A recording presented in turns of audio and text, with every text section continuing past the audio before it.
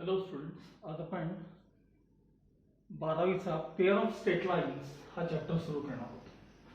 पण हा चॅप्टर शिकण्यापूर्वी आपल्याला 11वीचा आपण जो लाईन हा चॅप्टर बघितला आहे त्यातल्या बऱ्याचशा गोष्टी तुम्हाला पुन्हा रिकॉल करणं आवश्यक आहे, कारण त्या सारख्या आहेत तशा तुम्हाला परत पुन्हा पुन्हा इथे लागत असतात.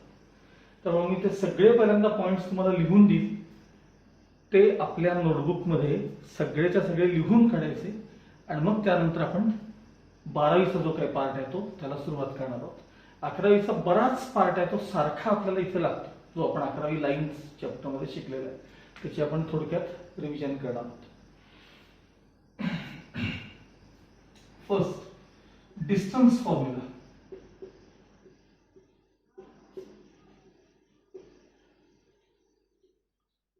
Distance AB equals square root of x1 minus x2 bracket square plus y1 minus y2 bracket square. Distance formula. यातल्या बऱ्याच गोष्टी तुम्हाला सगळ्यांना माहिती आहेत, पण पुन्हा एकदा त्या रिकॉल करायच्या. Second, mid point formula.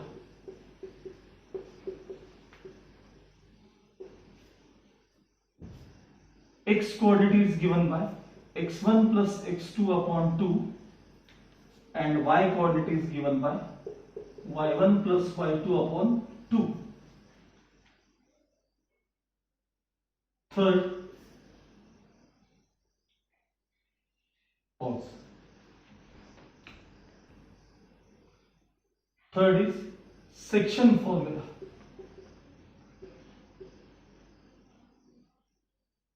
यामध्ये इंटरनल एक्सटर्नल हे दोन्ही डिव्हिजन दाखवणार आहे. x coordinate is given by mx2 plus nx1 upon m plus n and y coordinate is given by my2 plus or minus ny1 upon m plus or minus n. Plus sign सगळीकडे घेतली की तो internal डिव्हिजनचा झाला आणि minus sign घेतली की external डिव्हिजनचा formula आहे. Next concept is area of triangle. Area of triangle ABC is given by half determinant x1 y1 1 x2 y2 1 x3 y3 1. यातले जे x1 y1 x2 y2 x3 y3 जे असतात ते vertices of triangle ABC असतात, त्याचे coordinates असतात. हा एक फॉर्म्युला तुम्हाला आधीमध्ये लागतो. Area of triangle ABC equals half into determinant x1 y1 1 x2 y2 1 x3 y3 1. Next, area of triangle ABC is also given bye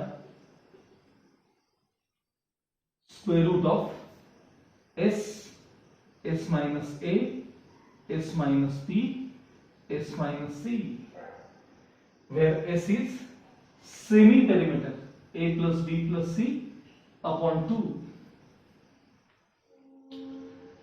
ABC हे ट्रायंगलच्या ज्या साइड्स आहेत त्यांना डिनोट केलेले टर्म्स असतात. Next, area of triangle ABC is given by vector form मध्ये half AB बार cross AC बार, half AB बार cross AC बार. आणखी एक formula आहे, ह्याच्यानंतर दाखवतो. Next formula, area of triangle ABC equals half AB sin C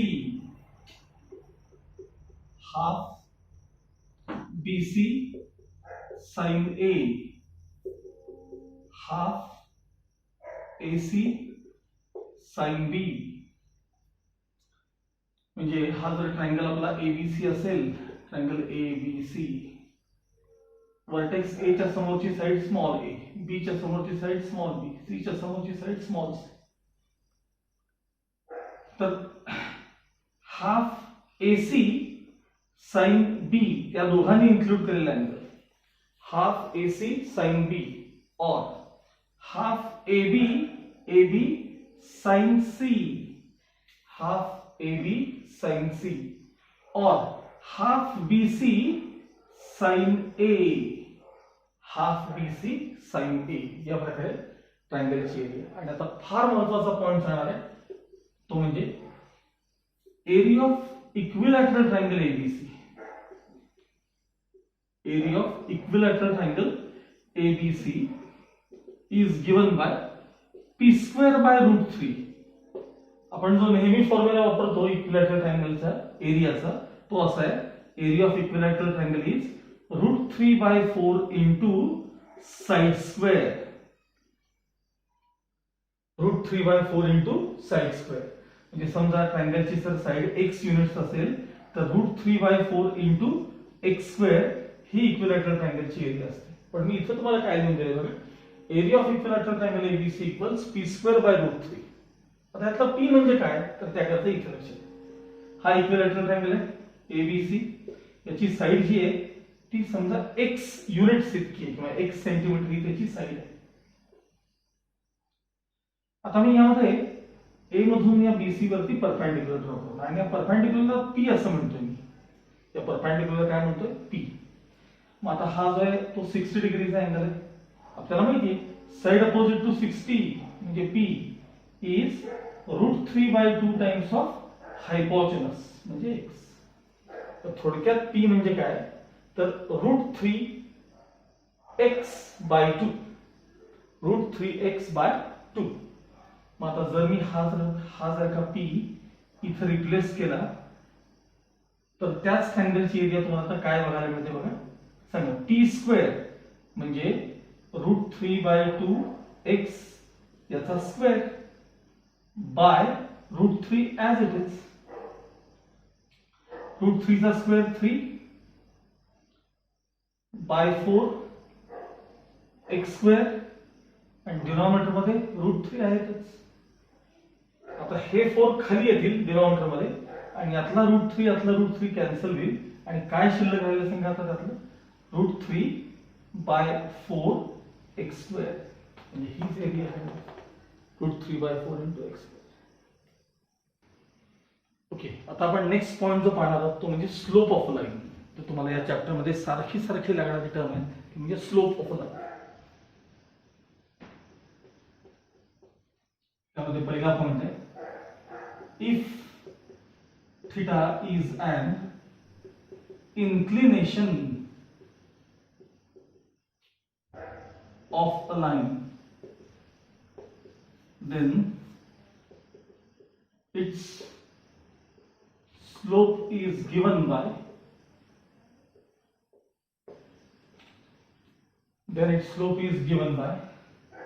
m equals tan theta. Slope हा नेहमी m या अल्फाबेटने दाखवतात. इन्क्लिनेशनचा अर्थ काय, जर एखाद्या लाईननं एक्स ऍक्सिसच्या पॉझिटिव्ह डिरेक्शनशी केलेला जो अँगल आहे, ही लाईन म्हणजे एक्स ऍक्सिस आणि ही तुमची लाईन L, एक्स ऍक्सिसच्या पॉझिटिव्ह डिरेक्शनशी केलेला जर अँगल थीटा असेल तर या थीटाचा टँजंट रेशो म्हणजे त्या लाईनचा slope which is denoted by m. Next term slope मध्ये, if a line passes through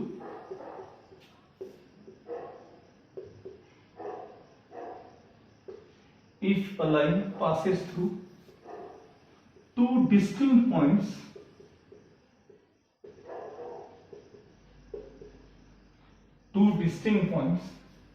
x1 y1 and x2 y2, then slope is given by m equals difference in y coordinates upon difference in x coordinates, y1 minus y2 upon x1 minus x2. difference in y coordinates चा difference upon x coordinates चा difference. तर समजा हा तुम्ही difference पहिल्यांदा y2 minus y1 घेतलात तर denominator मध्ये x2 minus x1 घ्यायचं, हे फक्त लक्षात ठेवा. Third,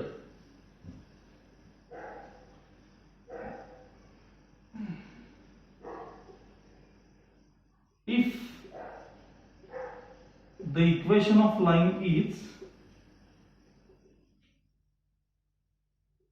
ax plus by plus c equals 0, then slope is given by m equals minus coefficient of x upon coefficient of y, minus coefficient of x upon coefficient of y, minus coefficient of x म्हणजे a आणि coefficient of y म्हणजे b, minus a upon b हा त्या लाईनचा slope असतो. Fourth point त्यातला, in the equation y equals mx plus c, m represents the slope. ला slope intercept form म्हणतात. हे पुढे सांगणार आहे मी परत का. ला स्लोप इंटरसेप्ट फॉर्म म्हणतात आणि त्यातला m जो आहे तो त्या लाईनचा काय असतो, स्लोप असतो. असे या स्लोप मध्ये आपल्याला 4 एक पॉइंट्स आहेत. याच्या पुढे आपल्याला पाहिजे लाईनचे इक्वेशन्स स्टँडर्ड फॉर्म मध्ये पाहिजे.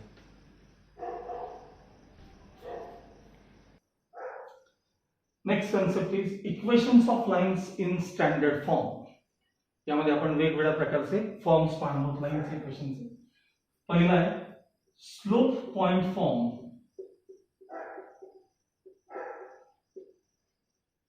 स्लोप पॉइंट फॉर्म त्याला पॉइंट स्लोप फॉर्म देखील म्हणतात. स्लोप आणि एखाद्या लाईनचा तुम्हाला स्लोप माहित असेल आणि ती लाईन ज्या पॉइंट मधून पास होते तो पॉइंट माहित असेल तर त्या लाईनचं इक्वेशन या स्लोप पॉइंट फॉर्म ला राहायचं. तो फॉर्म आहे y minus y1 equals m into bracket x minus x1. त्यातला x1 y1 जो आहे तो पॉइंट ज्यातून लाईन पास होते आणि m हा त्या लाईनचा काय स्लोप आहे. Second slope intercept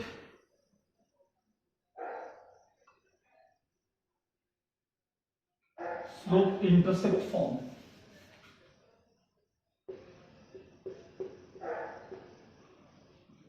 slope intercept form y equals mx plus c. त्यातला m म्हणजे स्लोप आणि c म्हणजे y intercept. Next double intercept form.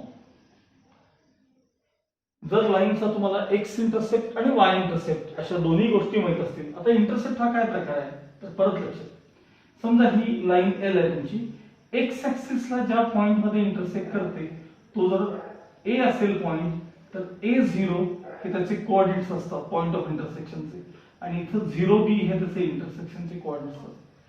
Origin पासून हे जे डिस्टन्स आहे ह्याला एक्स इंटरसेप्ट म्हणतात आणि ओरिजिन पासून हे जे डिस्टन्स आहे याला y इंटरसेप्ट म्हणतात. मग एक्स इंटरसेप्ट A असेल आणि y इंटरसेप्ट B असेल तर त्या लाईनचं इक्वेशन डबल इंटरसेप्ट फॉर्म मध्ये असं लिहिलं जातं, x upon a plus y upon b equals 1. ला म्हणायचं डबल इंटरसेप्ट फॉर्म. यानंतरची टर्म आहे ती म्हणजे नॉर्मल फॉर्म.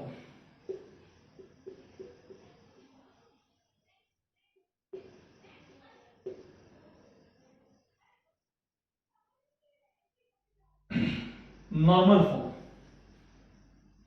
परत बघायची. एखादी लाईन L ओरिजिन पासून या लाईनचे डिस्टन्स जर p युनिट्स इतका असेल आणि या परपेंडिक्युलरनं या ओरिजिन मधून काढलेल्या परपेंडिक्युलरनं जर एक्स ऍक्सिसच्या पॉझिटिव्ह डिरेक्शनशी केलेला जर अँगल अल्फा इतका असेल अल्फा, तर त्या लाईनचे इक्वेशन ज्या फॉर्म मध्ये लिहितात त्याला नॉर्मल फॉर्म असं म्हणतात आणि तो फॉर्म असा आहे x cos alpha plus y sine alpha equals P. आणि आपला जो पी आहे तो लेंथ ऑफ परपेंडिक्युलर असं म्हणतात. आणि आता यातला मी शेवटचा फॉर्म दाखवतो, 2 पॉइंट फॉर्म, जो सहसा मी कधी फारसा वापरत नाही म्हणून मी तो शेवटी देतोय. 2 point form.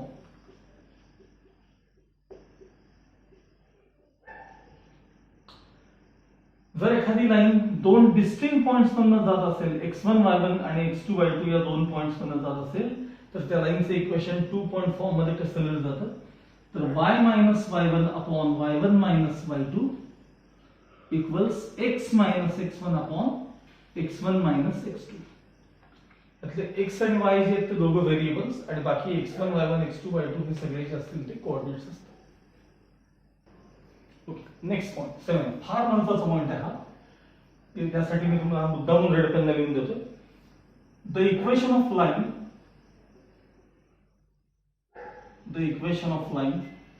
passing through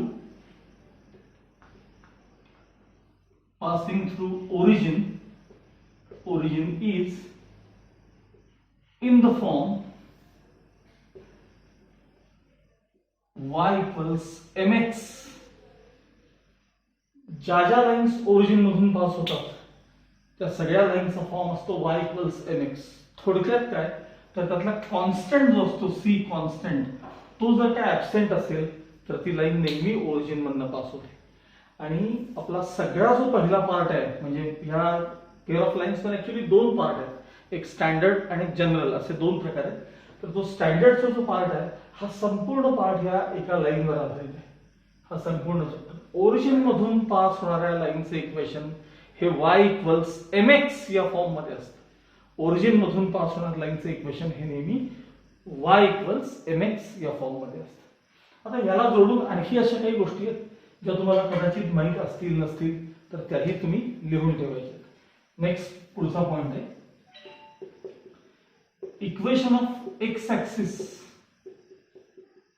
is y equals 0 and equation of y axis is x equals 0. x axis equation है y equals 0 and y axis equation है x equals 0. Next, equation of a line parallel to x axis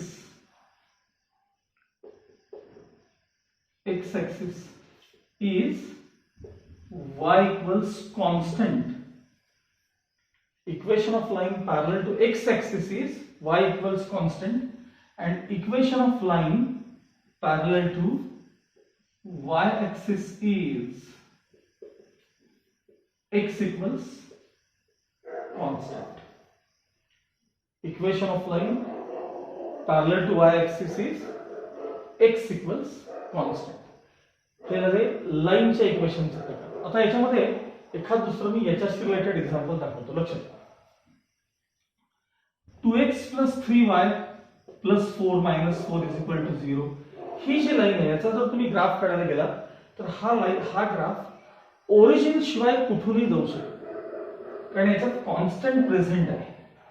पण जर का या लाईनचं equation असं असेल 2x plus 3y equals 0 असं असेल तर यात मात्र कॉन्स्टंट ऍब्सेंट आहे म्हणजे ही लाईन 100% ओरिजिन मधून जाते.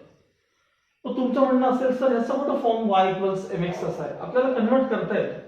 हे बघा 2x ट्रान्सफर करा 3y equals minus 2x 3 ने डिवाइड करून घ्या y equals minus 2/3x. आता बघा हा जो फॉर्म आहे तो y equals mx या फॉर्म मध्ये आला की नाही बघा.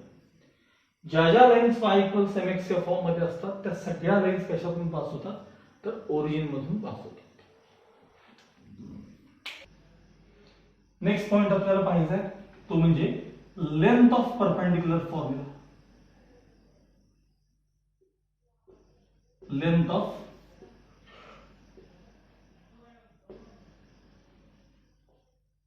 Length of perpendicular formula.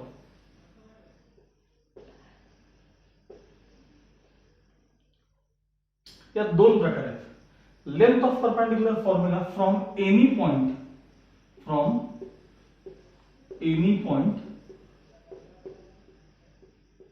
x1 y1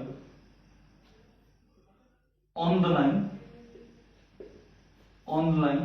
ax plus by plus c equals 0.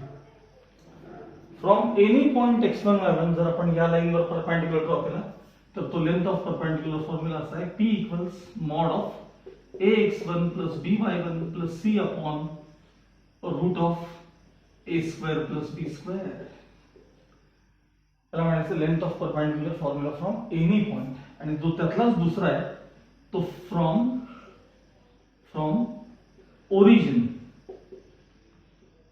म्हणजेच O00 on the line ax plus by plus c equals 0. आता x1 y1 च्या जागी इथं x1 y1 जागी आता इथं 0 0 रिप्लेस होतात, त्यामुळे दोन्ही टर्म 0 होतात आणि from origin length of perpendicular is given by p equals mod of c upon root of a square plus b square. हा झाला length of perpendicular formula from origin.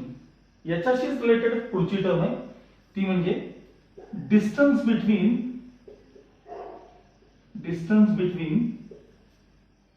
To parallel lines. Distance between two parallel lines, दोन parallel lines असतील तर त्यांच्यातलं distance काढायचा जो formula आहे त्या डिस्टन्सला d म्हणलं तरी चालतं, p म्हणलं तरी चालतं. Mod of c1 minus c2 upon root of a square plus b square. जेव्हा दोन लाईन्स पॅरलल असतात तेव्हा त्यांचे फक्त कॉन्स्टंट्स वेगवेगळे असतात, बाकी a आणि b मात्र त्यातले काय असतात, सेम असतात. थोडक्यात जेव्हा दोन लाईन्स पॅरलल असतील अशा प्रकारच्या तर त्यातली एक लाईन असते ax plus by plus c1 equal 0 आणि दुसरी लाईन असते ax plus by plus c2 equal 0. फक्त कॉन्स्टंट मध्ये बदल होतो. या लाईन्स पॅरलल असतात कारण त्यांचे स्लोप सेम असले पाहिजेत ना, त्यामुळे फक्त कॉन्स्टंट मात्र काय असतात, डिफरंट असतात. ते या ठिकाणी तुम्हाला रिप्लेस करायचे असतात. ओके. आता आपला यानंतरची जी टर्म आहे ती म्हणजे angle between two lines.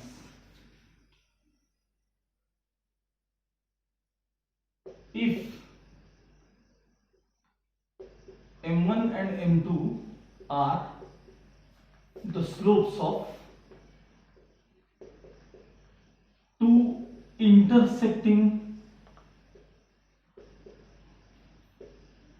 lines, if m1 and m2 are the slopes of two intersecting lines, then angle between these two lines is given by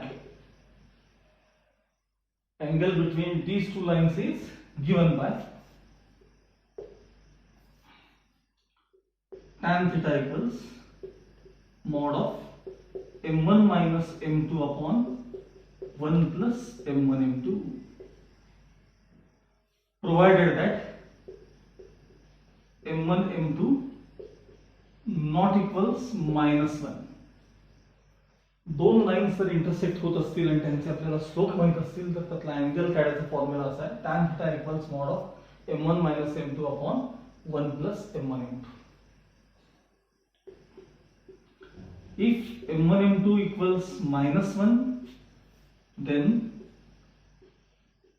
the lines are perpendicular,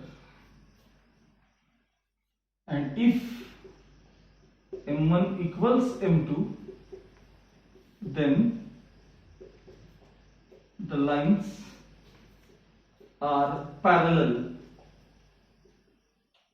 or coincident.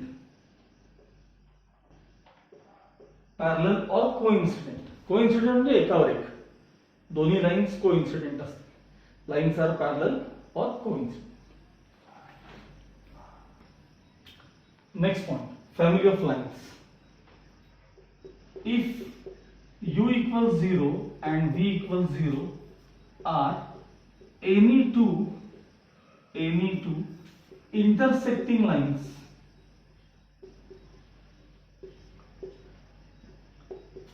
then the equation u plus kv equals 0 represents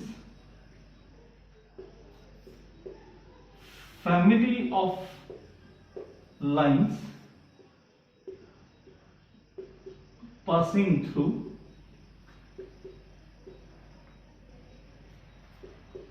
point of intersection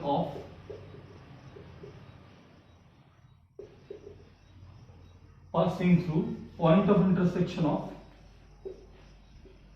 the lines u equals 0 and v equals 0.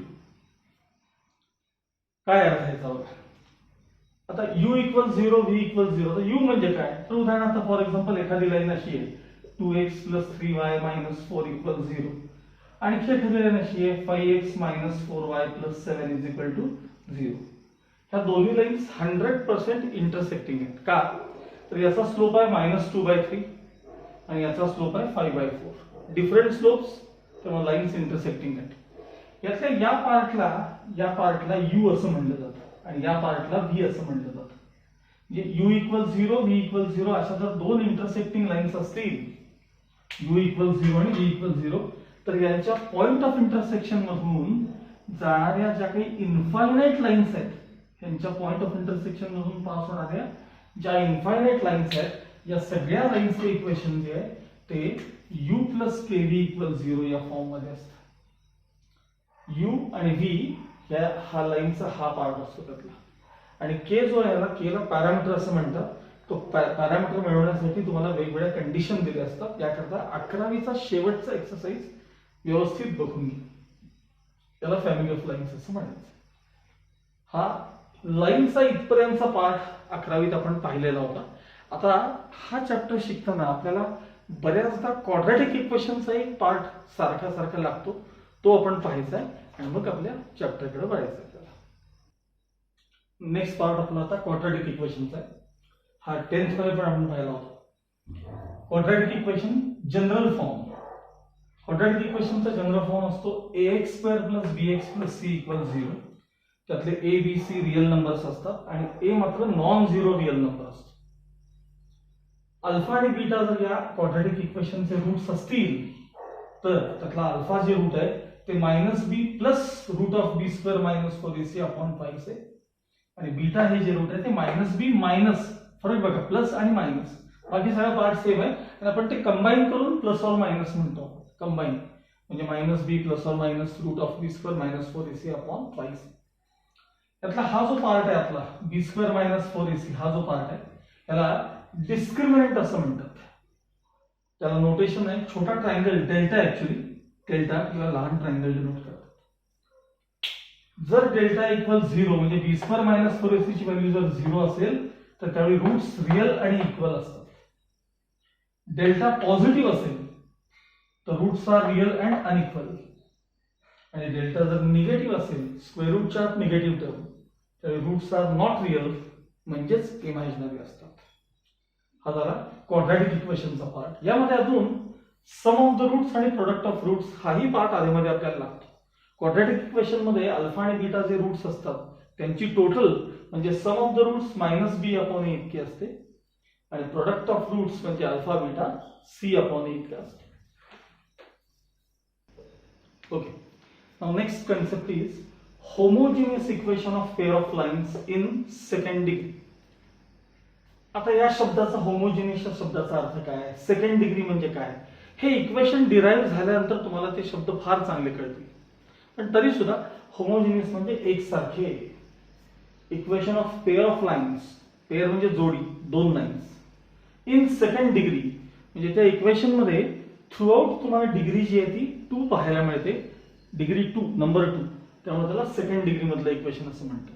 थोडक्यात काय, तर आपण origin मधून जाणाऱ्या दोन लाईन्सचा जो product असतो त्या प्रॉडक्टला homogeneous equation of pair of lines in second degree असं म्हणतात. पुन्हा एकदा, ओरिजिन मधून जाणाऱ्या ज्या दोन लाईन्स असतात त्यांचा प्रॉडक्ट ज्या फॉर्म मध्ये असतो त्या फॉर्मला homogeneous equation of pair of lines in second degree असं म्हणलं जातं. आणि हा पार्ट तुम्हाला इथून मात्र, हा 12वीची आता सुरुवात झाली, इथून तुम्हाला हा पार्ट कंपल्सरी सगळ्याच्या सगळ्या आहे तसा वहीत लिहून ठेवायचा. मी जसं आता हे बोर्डवर लिहितोय ते आहे तसं तुमच्या वहीत लिहिलं गेलं पाहिजे. त्याकरता हे व्हिडिओ 2दा 3दा 4दा पहा, पण हा पार्ट लिहून ठेवा.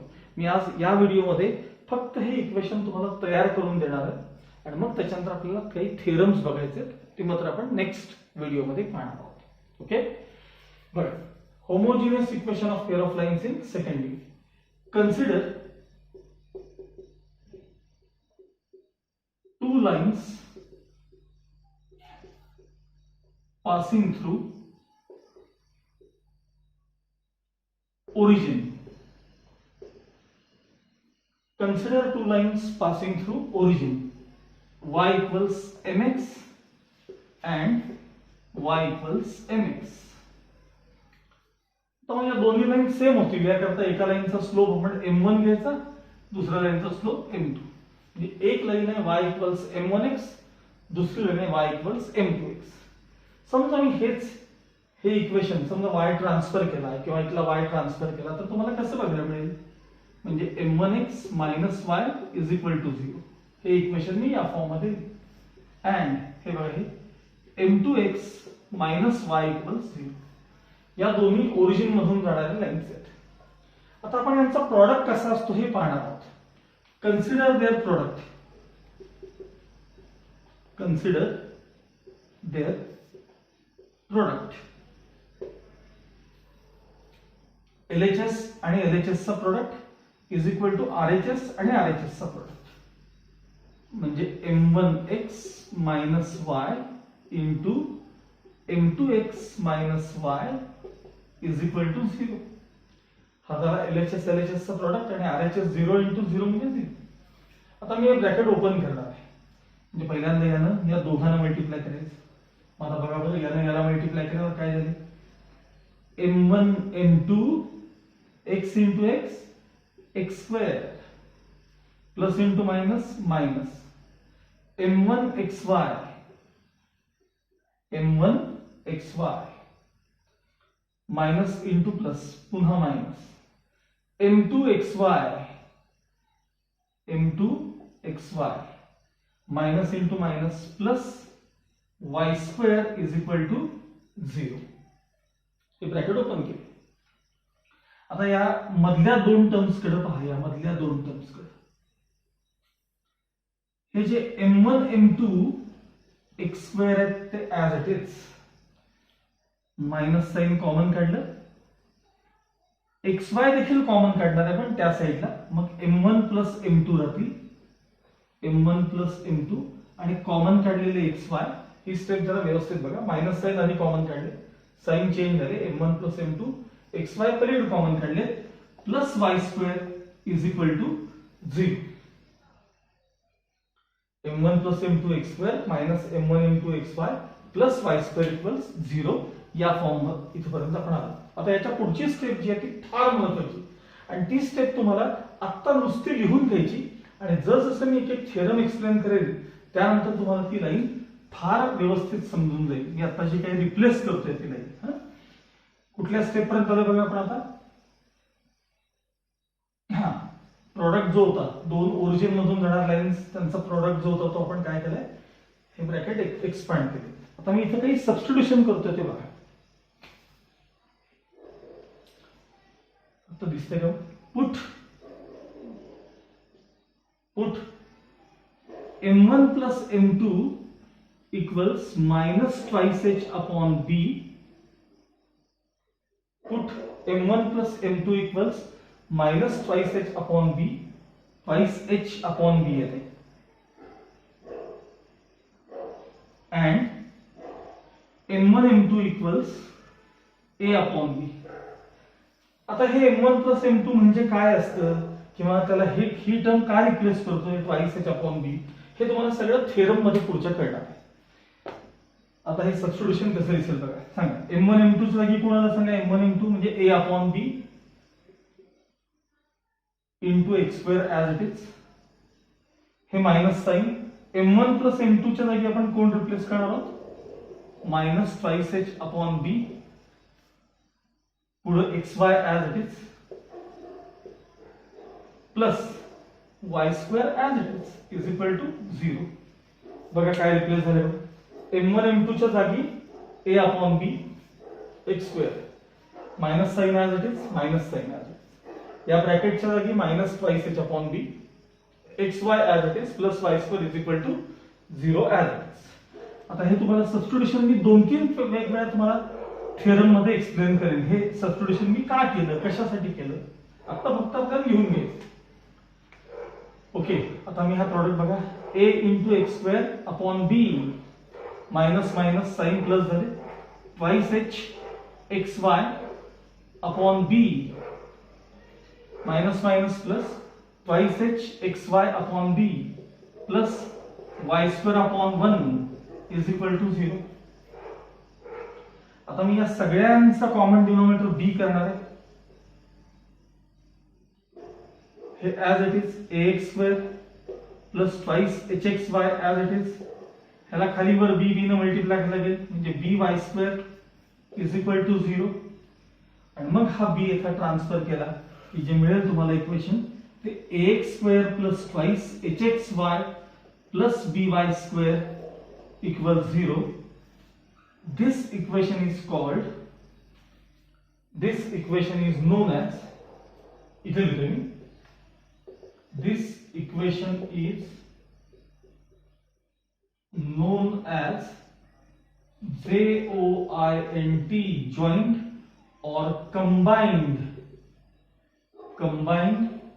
equation of pair of lines. Joint किंवा combined equation of pair of lines. आणि त्याला मी वरती काय म्हणलं होतं, homogeneous equation of pair of lines in second degree. आता तुम्ही ह्या इक्वेशन जर पाहाल त्यावेळी याची डिग्री थ्रू आउट सेम आहे. एक्स स्क्वेअर डिग्री 2 आहे. एक्स वाय हा प्रोडक्ट असल्यामुळं x raise to 1 y raise to 1 multiplication असल्यामुळे ती डिग्री 2 आहे आणि वाय ची पण डिग्री 2 आहे म्हणून त्याला इन सेकंड डिग्री म्हणतात. आणि ते डिग्री थ्रू आउट सेम असल्यामुळे त्याला होमोजिनियस इक्वेशन असं म्हटलं जातं. त्याला आणखी एक नाव आहे ते म्हणजे joint or combined equation of pair of lines passing through origin असं देखील त्याला म्हटलं जातं. म्हणजे आपण इथनं पुढे जे कंबाइंड इक्वेशन सगळे पाहणार आहोत ते ax square plus twice hxy plus by square equal 0 या फॉर्म मध्ये असणार. आणि आता हे कसं इक्वेशन तयार झालं हे आपण आता इथं जरी पाहिलं असलं तरी यातला सबस्टिट्यूशनचा जो पार्ट आहे तो तुम्हाला कळलेला नसणार आहे. a अपॉन बी काय आहे, मायनस ट्वाइस h अपॉन बी हा काय आहे. याकरता आपण आता नेक्स्ट थेरम्स जे आपण पाहणार आहोत, एक 2-3 थेरम्स आहेत आणि त्याला जोडून काही रिमार्क्स पाहणार आहोत. यात तुम्हाला हे सगळं सबस्टिट्यूशन व्यवस्थित समजणार आहे. हा व्हिडिओ तुम्ही 2-3 वेळा पहा आणि यातला सगळ्याचा सगळा पार्ट एकदा वहीत लिहून ठेवा. ओके, फुल स्टॉप.